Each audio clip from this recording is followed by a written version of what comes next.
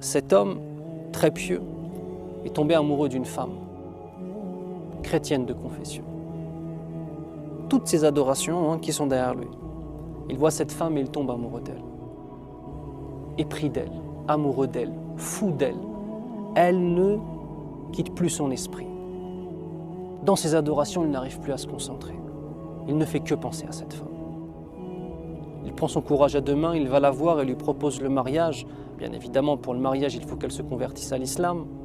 Elle lui dit « J'accepte de me remarier avec toi, avec l'accord de mon père, si toi, tu deviens chrétien. » Elle a dit « A'udhu billah, jamais. » Et la femme lui dit clairement qu'il ne peut pas. Il rencontre le père discute avec lui et voit, parce que ces hommes-là étaient des étrangers, il voit que ce musulman-là, qui était connu dans la communauté musulmane, s'il devient chrétien, c'est un argument pour appeler les autres musulmans à la chrétienté. Et notre homme pieux de refuser. Mais notre homme pieux de ne plus dormir. Notre homme pieux d'être dévoré par la passion et par le désir de cette femme. Puis il se dit, je vais faire semblant d'être chrétien, mais je vais garder la foi dans mon cœur. Ça y est, le diable l'a eu. Alors il fait preuve d'apostasie, il quitte l'islam. Et il devient chrétien pour se marier avec cette femme. Et il passe des années qu'il pourrait qualifier lui-même d'heureux. Pourquoi? Il avait une divinité qui s'appelle Allah.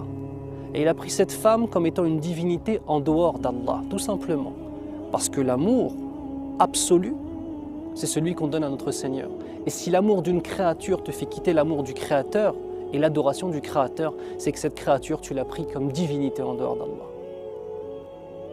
Et après un certain nombre d'années, un matin, il se réveille et son épouse lui dit « Je ne veux plus de toi. Tu es un homme qui n'a strictement aucune valeur. Tu as délaissé ton Seigneur pour une femme et pour un plaisir de la vie d'ici-bas. Je ne veux pas être avec toi. Et moi aussi, je vais quitter ma religion. Mais je ne vais pas quitter ma religion pour aller vers la religion du faux. Je vais quitter ma religion pour aller vers l'islam. » Et elle lui dit « Bismillahirrahmanirrahim. Qul huwa Allahu ahad, Allahu samad, lam yalid wa lam yulad, wa lam yakul lahu kufuwan ahad. » Dans la traduction de Surat al-Ikhlas que vous connaissez tous. Dit, c'est Allah le Seigneur unique. L'unique. Le Seigneur absolu. Celui qui n'a pas engendré et qui n'a pas été engendré.